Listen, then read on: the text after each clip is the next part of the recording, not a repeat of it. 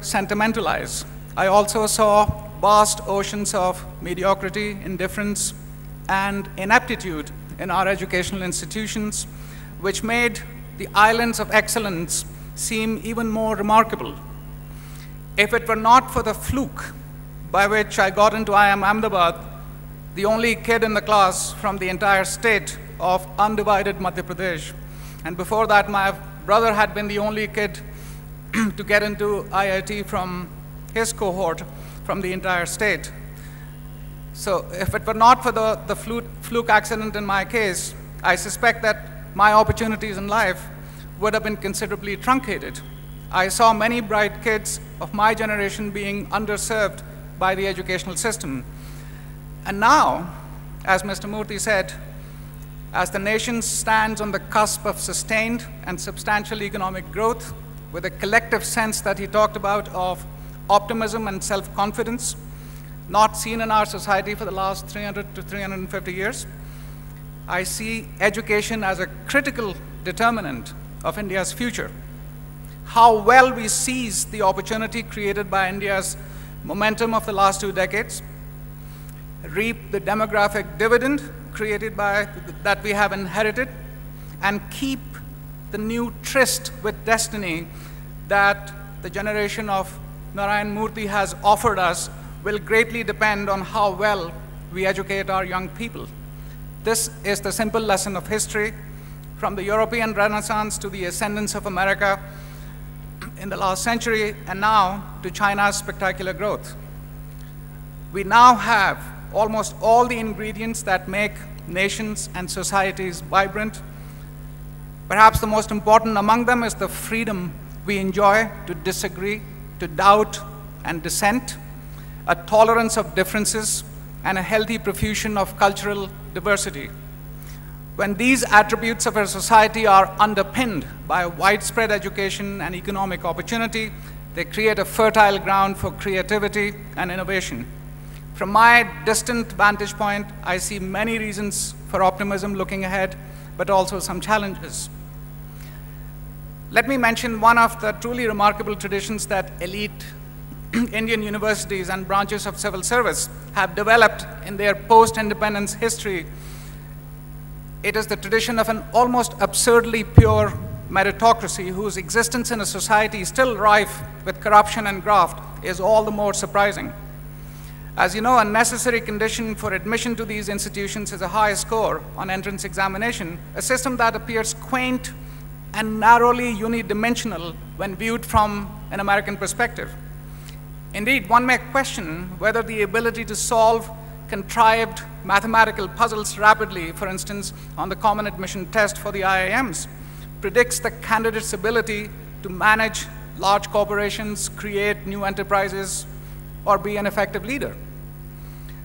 But despite its reliance on a narrow assessment of skills, the system does have 2 compelling virtues, perhaps both unintended, that I suspect are not fully appreciated. The first virtue is that the system's reliance on quantifiable, objective, and anonymous measurement is precisely what makes it impervious, impenetrable to any influences of money or politics. This imperviousness is astonishing in the Indian context.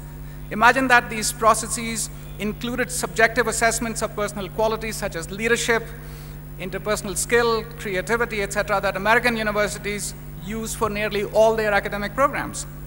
My hunch is that if you open the door in India even slightly to these subjective assessments, you run the risk of caving in to undue influences.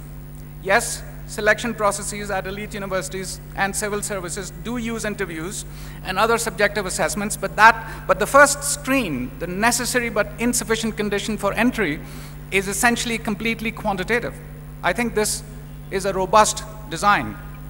The second virtue is this.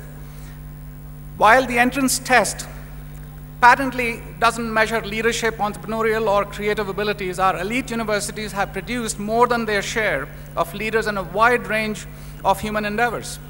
A plausible explanation of the success rate is that while the ability to solve contrived mathematical puzzles does not directly translate to visionary leadership, there is a common underlying personality trait that helps one succeed both in these entrance tests and in the larger domains of leadership. That trait is hard work, determination, and the will to overcome difficult odds or competition.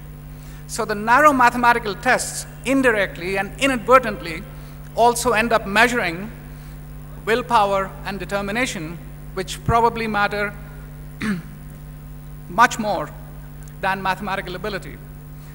Moreover, being admitted to these institutions creates a powerful affirmation of talent, and society begins to open its doors of opportunity in expectation of that talent.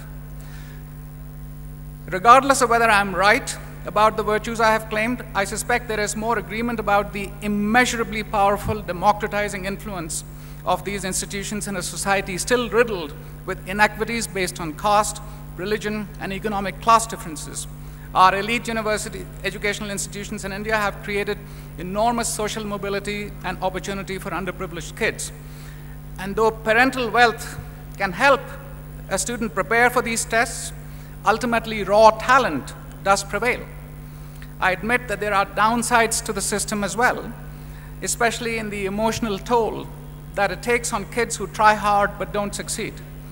Test preparation can also become so ritualized that it supplants real education.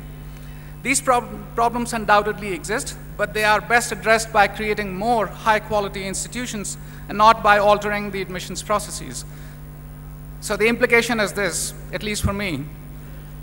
In India, for perfectly understandable reasons, we nurture, as a nation, a healthy desire to make our elite institutions more inclusive and accessible to groups that have been traditionally underprivileged and underrepresented.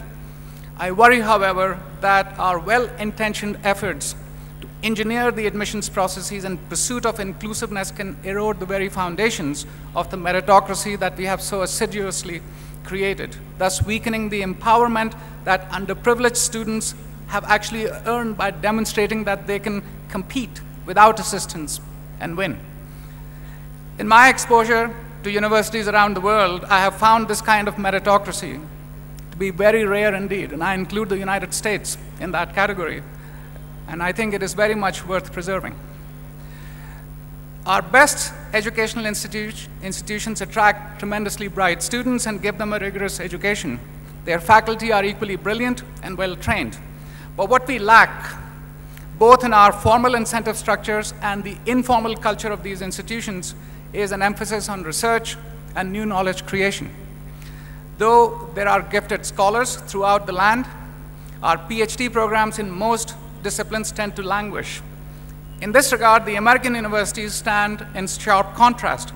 The paradigm of research-based scholarship, originally imported from Germany, was adopted by virtually all top American universities in the early decades of the 20th century, and is now pervasive among hundreds of American universities.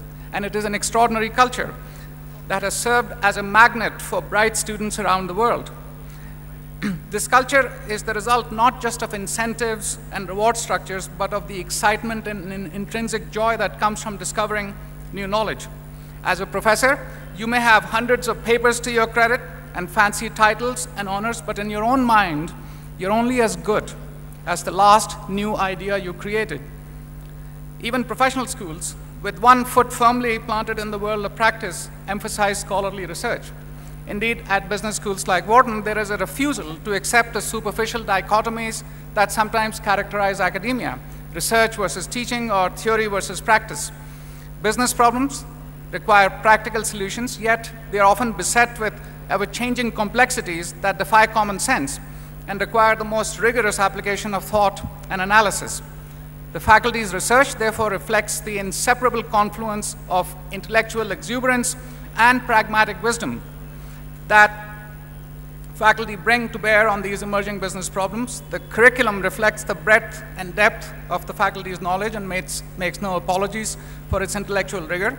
And teaching is guided by the belief that even good teachers, in the absence of sustained research, can eventually turn into bad teachers. This is the culture that universities in China and other emerging parts of the world are trying very hard to create, in many instances very successfully. universities in India, despite their very high concentration of bright students, will not be world-class until they embrace knowledge creation as a core mission. But a university's mission goes beyond knowledge creation. In a wonderful book called The Idea of the University, published 160 years ago, Cardinal John Henry Newman said that a university should engage its students in the pursuit of an ascending hierarchy of 4 goals: information, knowledge, wisdom, and faith. If information is the answer to the question what, and knowledge the response to how, then wisdom may be said to be